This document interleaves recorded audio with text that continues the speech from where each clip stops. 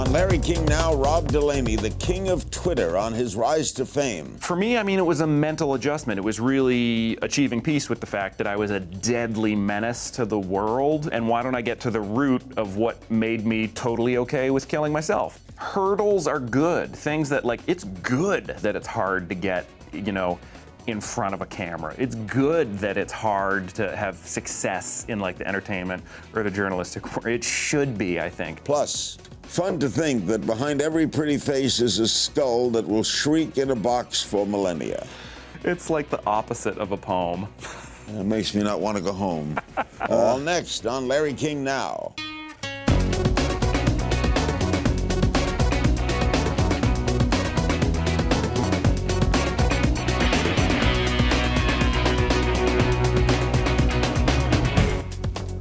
Welcome to Larry King Now. Our special guest, Rob Delaney, writer and stand-up comic. He has more than 979,000 followers on Twitter. Comedy Central named him the funniest person on Twitter. His book, Mother, Wife, Sister, Human, Warrior, Falcon, Yardstick, Turban, Cabbage, is out now. Jimmy Kimmel, my good friend, says this book is as funny, weird, wet, and wonderful as Rob Delaney himself. How did you come to write this? Well, I'd been doing pretty autobiographical stand-up, and I'd written a lot of articles for Vice magazine, and then the publisher came and saw my show in New York and said, "Do you want to write a book?" And I said, "Yeah, I do." And so that was basically it. I mean, I'd aspired to. I had submitted book proposals in the past, and publishers or agents had been like, "No, thanks."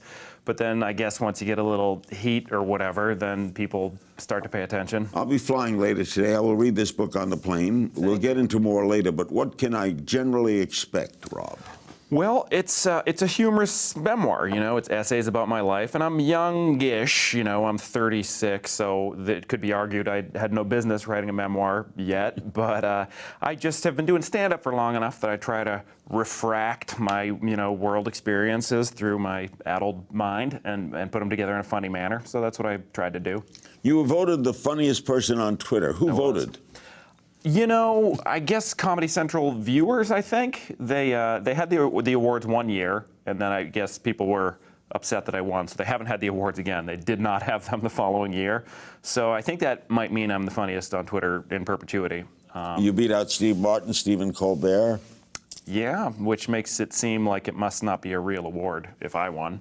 Let's take a look at this Twitter picture. You're wearing a bright green Speedo. You have a beard. Mm-hmm. Explain this. Okay, I do own that bathing suit. I do wear it. However, I wear it under my wetsuit. I live near the beach, and my wife and I will swim even in the winter, and a wetsuit is a good idea during that time. And you can't really fit big, bulky trunks under there, so thus the Speedo. I was getting ready to put it on one day, and my friend said, "Hey, you look terrible. Let me take your picture." And I said, "Certainly." And I posed in that regal manner. And then when Twitter came about, people said, you know, I thought Twitter sounded so stupid when we first ever heard of it that I thought, I'll put up a terrible picture because this isn't going to go anywhere. And lo and behold, some years later, it's still there. A lot of people don't like it, which delights me. I like it. Thank you. Thank you, Larry. What took you to Twitter? Well, I joined in the beginning of 2009, and at that point, I was talking to the comedian Mike Birbiglia last night, and we were commiserating about the old days when we used to spend more money on a plane ticket to get to a gig than we would get paid to do the gig. So you'd actually lose a little bit of money to do a gig. And so I was in a hotel outside of Minneapolis, and I heard about Twitter, and I said, I guess I'll sign up. Maybe I can promote gigs on it and stuff like that. And then as the months progressed, myself and other comedians realized, hey, this is a pretty good place for jokes, which I do think that is its best use, is to try out jokes for the stage. Well, I send out football predictions or make some comment on politics. I don't know why I do it. I have 2,600,000 followers. I do it. Yeah. But I guess I'm awed. I don't get it. Yeah, I mean, yeah. I get it, but I don't get it. Yeah, well, it's like... I don't like that. I'm going to the grocery store today. No, those are the worst. Yeah. I unfollow people when they do that. I don't want to know. We all Why went do to the you grocery have an store. obsession with bodily functions, though, right? I a little bit do. How do you and explain that? I can defend that. I think that Defend it. our bodies, we've all got one, and they produce so much discomfort and wonder. And I think people try to disconnect. We get embarrassed by our bodies, but really, this is where it's at. We were born with it. We're going to die with it. Nothing else is really. It's just sort of our laboratory that we experience everything through. So I might one day transcend the body and move into other areas, but it's enough so far for me. So I think the human body is a cool place and a funny place where you can get a lot of material. Is anything off limits? No, certainly not. Not at all. Absolutely not. No. You ever gone too far, do you think? Here's the thing. I like people. I'm a humanist. I try to be kind. So even though I'll swear or be dirty, I try not to be mean. And I do think that when I say nothing is off limits, I believe that there's ways people should behave, and you should try to let, kind behavior guide the way you operate in the world. But, I don't want to hurt people, but I do think, if you're going to talk about a controversial subject, you can do it in a way that tries to make the world a better place. So if you're talking about terrible things, that's okay. How do people respond to you? Generally pretty positively, because you're not forced to follow me, you're not forced to attend one of my shows. So if people do, they usually are buying a ticket with money they earned at their job. So they do a little homework first. So nobody's usually blown out of the water. You get a lot of comments on your tweets? More than I can read, yeah. At this point, it's bananas. Well, you'll do a joke and they'll comment on the joke? Oh, yeah. And sometimes people are very funny. That's one of my favorite things about Twitter, is how democratizing and egalitarian it is. Because somebody will write something back to me that's 10 times funnier than what a professional comedian, wrote. And that is just delightful to me when somebody a mechanic in Topeka writes something and I'm like, that's funnier than me. That makes me happy. Do you see any danger in it when everyone is kind of a journalist? Yeah, I do. I think that you can spread a rumor. Hurdles are good. Things that, it's good that it's hard to get, in front of a camera. It's good that it's hard to have success in, the entertainment or the journalistic world. It should be, I think. So you do have to be careful. Usually if some misinformation gets published, it gets corrected pretty quickly. But yeah, don't. What the hell? Yeah. Coming up, Rob talks about showing a more serious side in his new book. Stay with us. We're back with Rob Delaney. The new book is available everywhere, but you also take on some serious subjects. Why? Mm-hmm. Why? Well, because a human life has a lot of ingredients in it, It's not just humor, even if you're a comedian. And I had a couple pretty gnarly things happen in my life. One, I was in a very bad drunk driving car accident that I was responsible for. I drove into a building, the LA Department of Water and Power, by Pico and Fairfax 11 years ago. And I knew that my drinking could kill me back then, but when I realized, whoa, it could hurt or kill or ruin other people's lives, I said, I don't want to do that. So I got sober after that. And it was pretty dramatic. I mean, I was in jail in a wheelchair. Both my arms were broken. And that's bad. You don't want to go lower than that. So for me, it was time to put the plug in the jug. Do you tell people how you got rid of it, how you stopped being an alcoholic? Were you an alcoholic? Oh, definitely. Yeah. And for me, I mean, it was a mental adjustment. It was really achieving peace with the fact that I was a deadly menace to the world. And once I kind of accepted that, and I had plenty of time to think. Again, I mean, my arms were broken. I had to have surgery on all 4 limbs, even though my legs weren't broken. I had to have surgery on them. So I had a real opportunity to reflect, and I realized, I don't want to kill anybody, and why don't I get to the root of what made me totally okay with killing myself? Were you married at the time? No, hadn't met my wife yet, thank goodness. You also talk about mental illness. Yeah, I also, after I stopped drinking. You had depression? Yeah, after I stopped drinking, I got depressed, and not I didn't get the blues, I got as bad as it gets. Suicidal? Oh yeah, and gave suicide very serious thought, and there were 2 episodes of that were real bad. And so I started going to a psychiatrist, started taking medication, talk therapy, and it helped. And now I'm a reasonably happy person and a dad and a husband. I'm here with you. Did medication help? Big time. I don't proselytize, and I'm not a doctor, so I can't say it'll help everybody. I can say it helped me, and I took it this morning.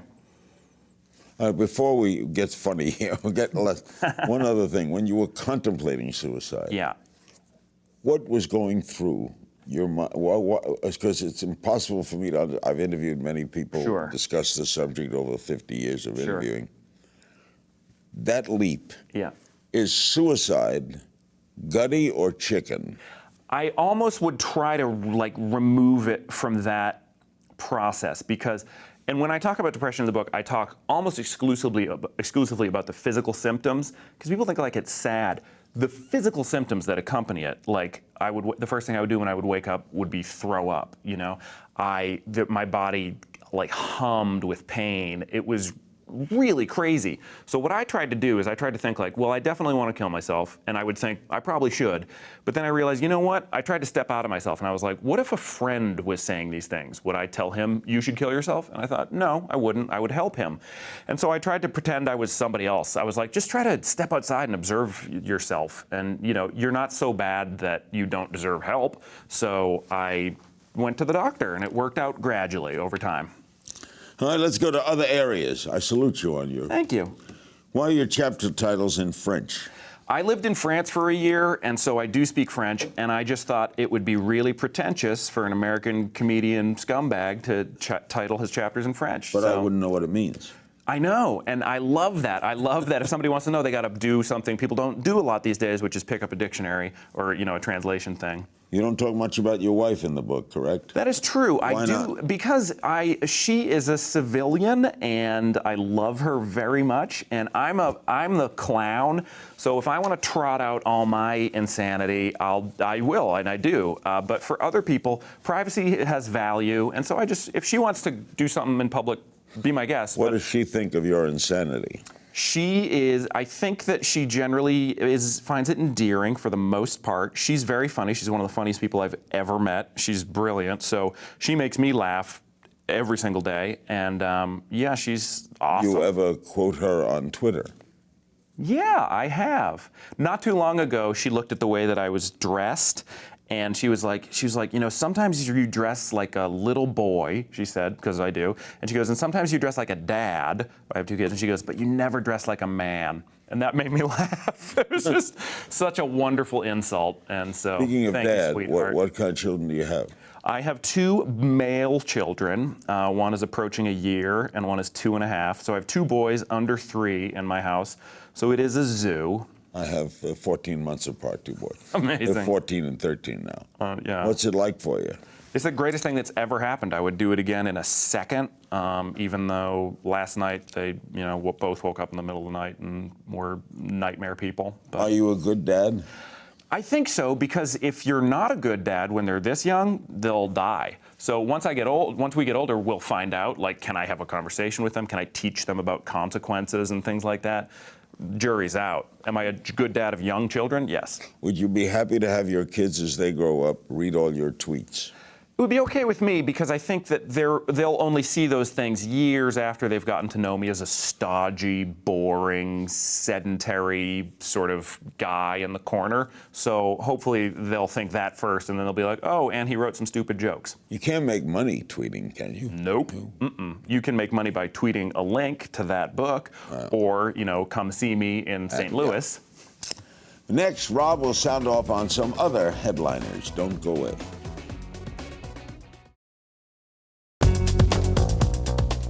We're back with Rob Delaney. The book is Mother, Wife, Sister, Human Warrior, Falcon, Yardstick, Turban, and Cabbage. Let's play a word association game. Okay. I'll name someone, first thing that comes to your mind. Justin Bieber. Silly. Mike Tyson. Muscles. Lindsay Lohan. Auburn. Barack Obama. The boss. Kim Kardashian. No thanks. Vladimir Putin. Tough guy. Miley Cyrus. Kanye West. Great. Are you political? Sure. Your tweets sometimes target huge corporations, political organizations. Mm-hmm. You've addressed tweets to some well-known politicos. Let's go over some of your recent tweeter activity. Up on the board, Barack Obama, my neighbor Karen caught me smelling her bicycle seat and is threatening to leave the country. Could a new immigration bill stop her? Yeah. Now, how'd you come up with that? I like the idea of, all these new technologies allow you to at least pretend or think that you're reaching these. Like, he didn't see that. He'll never see that. But I like the idea of a crazy person thinking, oh, well, I'll tell the president that I have an insane crush on my neighbor. So just the ridiculousness of that makes me laugh. And the next one is, John Boehner, I like to watch sturdy women play volleyball.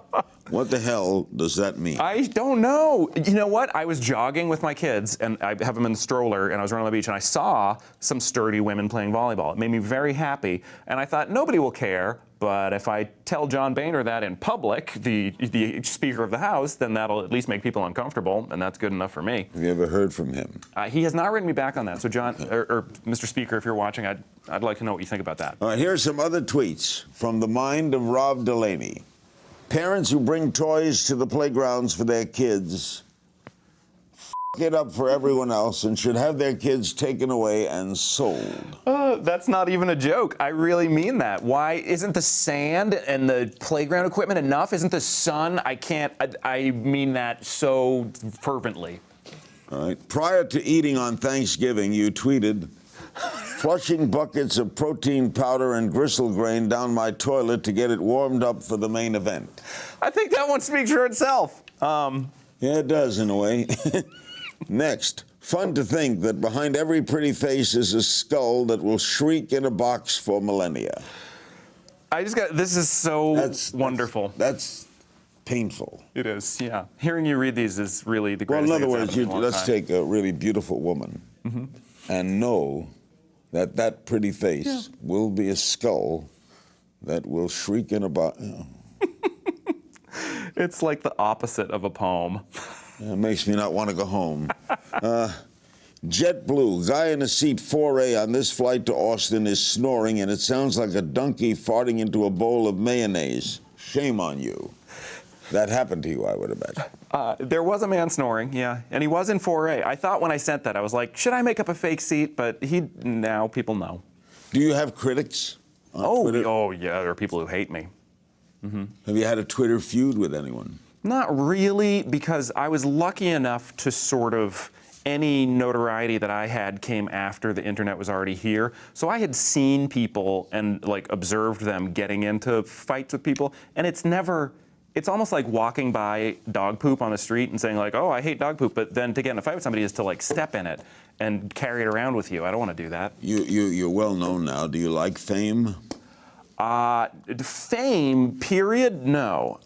What it affords me, yes. I can pay my living, pay my bills with stand-up money. That's insane. Yes, I love that. Have any strange fan encounters? Sometimes, because I perform live a lot, and there's a thing, didn't start it, but people will say, ask you to sign their boobs. And I will not sign women's boobs because I like boobs. They're great the way they are. Why would I ruin them with my signature? So I've been asked to sign boobs, and no, I won't do that. What is your stand-up act like? It's the book, I would say, is pretty reflective of it. I'm very personal. Although I tweet political stuff, my stand-up isn't political at all. It's much more family, body, interpersonal politics, sexual politics, men, women, that type of stuff. Life. Yeah, life. Yeah. Do you have a favorite monologist? A favorite stand-up? Of all time, it would be Richard Pryor. Because he was so deeply personal and he had such a joy for life, even when he was just in the gutter, in what he was talking about in his own life experiences, just sublime. So he's my favorite. You relate to him too, don't you? In a lot of ways. Yeah. And he had great delivery as well. Yeah. Can't beat it. Were you a funny kid? No, I don't think that I was funny until I got to maybe junior high or high school. I guess that's still a kid, but when I was a young kid, I was very serious and I read and all the time, and that was While in depression, were you funny? Funny, the first time, during both of them, I was doing comedy, and it was on stage were like islands of comfort for me. And so, yeah, and that was instructive. I was like, whoa, this is, because you feel the endorphin blast, you know, when you're performing. And so it was, yeah, I did perform. Because I'm told by some that there are people who have told me they could be backstage. Terrible. Go on, whack out, tremendous, and then go back and be depressed as soon as they got off stage. I wish that I could dispute that, but I can't. Bob will answer your questions. We'll play a game of If You Only Knew right after this.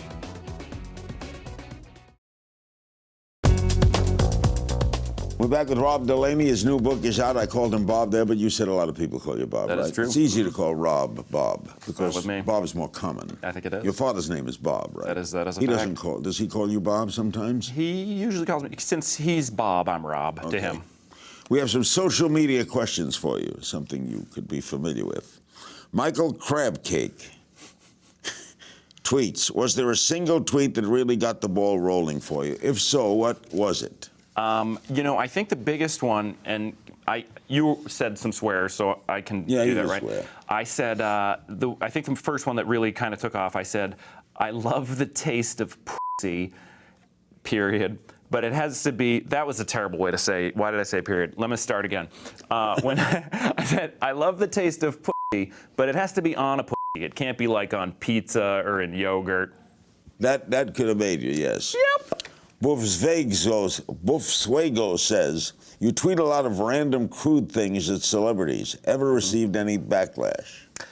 You know, I think Jessica Simpson blocked me on Twitter because I did, and I tried to be respectful because I kind of like her and think she's cool. And so I would just write stuff that was like flirty, but she just wasn't apparently into it. So I'm sorry, Jessica. Chigozi Stephen Urban from Facebook, what inspires you? And can you make somebody laugh even when you're in a bad mood? Yeah, even because I can even make my discomfort seem funny for others. As a comedian, if I'm like in pain, I recognize, well, that might make other people happy, and you know, being sort of a clown personality. So yes, I can make people laugh if I'm sad or in a bad mood. And I don't remember her first question. And you can take your pain to the stage, right? Yep. Oh, the first question, what inspires you? Brooklyn Water Bagel Company. I've eaten there many times. So I love it. Good choice. Love it. At the end of every show, we play a game called If You Only Knew. Remember the first girl you ever kissed? Yeah, her name was Tara, and it was in nursery school, and I think just graduated from like diapers to underoos, and I had Superman underoos on, and she had on Wonder Woman underoos, and we were like, well, I think that means we're supposed to be married, so we kissed. Where was this? What city? It was on a jungle gym at the Jewish Community Center in Marblehead, Massachusetts. You never know what happened to Tara. I don't know. No. The moment you knew you'd made it. I think when I was able to quit my day job in 2010, that to me is it, because I was already married and my wife was pregnant. So I was like, the only making it to me at that point was having money in the bank. Not even money in the bank, money to pay rent. What was your day job? By that point, I was supplementing my income by working at a call center by the airport trying to sell a terrible financial newspaper. I would call people and I'd be like, would you like this terrible newspaper? And they would say, nope. And I'd be like, I'm very sorry to bother you. And making less than minimum wage doing so. Really? Well, boring, huh? The worst. Biggest splurge? Biggest splurge. This watch I bought, and the funny thing is I bought it a long time ago. What is it, a Rolex? It is a Rolex, and I bought it because I had a day job at the time that paid rather well. Not well enough to buy this. I paid for it with a credit card. And then when I was doing comedy full time, I got so broke and so in debt that I would look at this and I would use it as a reminder. I'd say like, what time is it? Oh, time to go to work. So I would use it to just motivate me. So now I'll never get rid of it, but I'll also never buy myself anything nice again. What makes you nervous? Makes me nervous. Every time I fly in a plane, I fall asleep as soon as it takes off, and then I have a graphic nightmare that the plane crashes, and I fly all the time, and it happens every time I fly. And since I'm sober, I can't take like Xanax or whatever, so every time I get in a plane, I like go temporarily insane. Pet peeve? I don't like it when people burp. loud. I don't mind it when people do it from the other end, but when they burp, I'm like, what's going on? And I know it's a pet peeve because that doesn't make sense. Most surprising thing about you? I have a Bachelor of Fine Arts in Musical Theater from NYU. You're kidding. No. Do you sing? Oh, yeah. I sing the national anthem for the Dodgers and the Red Sox. I've done each like 5 times. I gotta see you. Yeah, I'll let you know next time I do it. That's terrific. Yeah, it's so a thrill. Was your goal to be in musical theater? Mm-hmm. And then that's a great school. Yeah, and then my senior year at NYU, I started going to see live comedy, and I said, oh, that's what I want to do. So I still love musicals, and I will do them again, but for now it's comedy. But if a Broadway show, if they revived a show, you would go and ask you to be in, you'd be in? Yeah, I just got asked to do an off-Broadway show, a musical that's doing very well right now, but I can't do it because I'm going to be in London when it happens. But yeah, so it's going to happen, but I don't know. Are you working all the time now? Thank goodness for the moment, yes. You're away from home a lot then? I try to schedule it so I'm home for like 2 or 3 weeks without interruption, and then go out for like 4 days, and then come right back. So I try to be home as much as possible. Biggest regret? Biggest regret. Oh, it's in this book. My mom made me a birthday cake when I was 13, and she made it by hand, and she put my favorite rock band on it, this band called Danzig, and she gave it to me, and I was like, Mom, they're a badass rock band. They shouldn't be on a cake. And she was so sad, and so she like smeared it off and then replaced it with like chocolate jimmies and was like, here you go. And I was like, thanks, Mom. And I wish I could go back in time and be like, Mommy, I love the cake. I have the worst things I've ever done was when I hurt my mother. Terrible. Oh, that's the worst. Can't do it. The wife, forget it, but the mother. You did both. I try to, yeah. Thank you, Rob. Thank you so much. Rob Delaney. Thanks to my guest, very funny Rob Delaney. Remember, you can find me on Twitter at King's Things. Thank you, man.